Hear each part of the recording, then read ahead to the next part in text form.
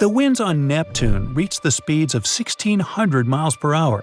That's 3 times faster than a commercial airplane. Temperatures at the Moon's south pole reach -397 degrees Fahrenheit, which just might be the coldest in the entire solar system. Saturn is less dense than water, so if it were thrown into a giant pool, it would float. Jupiter's moon, Europa, is covered in a thick layer of ice, but underneath it is a vast ocean of water, measuring up to 100 miles deep. Water ice was previously thought to be rare and only common for Earth, but it can, in fact, be found all over the solar system, even on Mercury and the Moon. Saturn's magnificent rings are a belt of space debris that formed after one of its moons fell apart. Jupiter, Neptune, and Uranus also have rings, although not as splendidly as Saturn's, and even some asteroids have them too. There are 8 confirmed planets in the solar system, but evidence shows there can be a 9th, we just haven't discovered it yet. Organic matter could have been brought to Earth by comets, since it has been found on several of them. Saturn also has a never-ending storm, just like Jupiter, but it's also peculiar for its shape. It has 6 distinct sides. Mercury and Venus are the only planets in the solar system that have no known moons. Jupiter has 79 known moons orbiting it, the largest of which is Ganymede, and it's bigger than Mercury.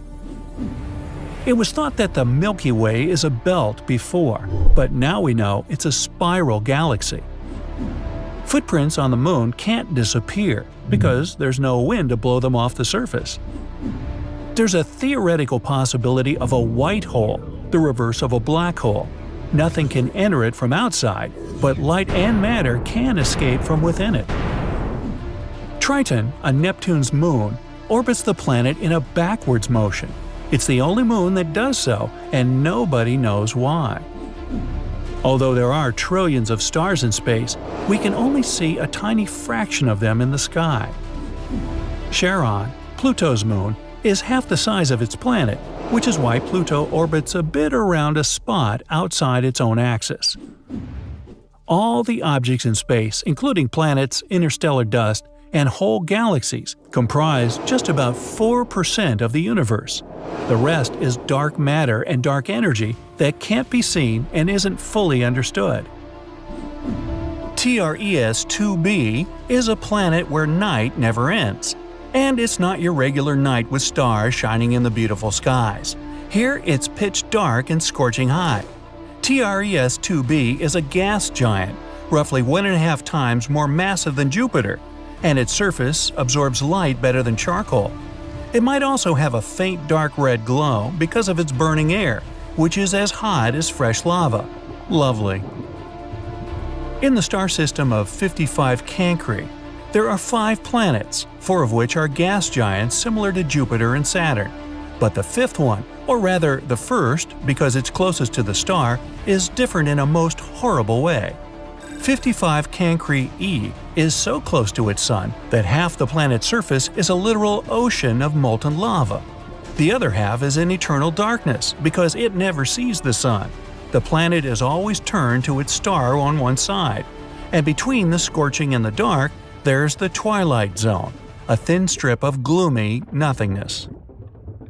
HD 189377b, I'm not going to say that again, is the only exoplanet in the orbit of its star, and at first glance it looks quite pretty, blue and white swirls making up wondrous patterns on the surface.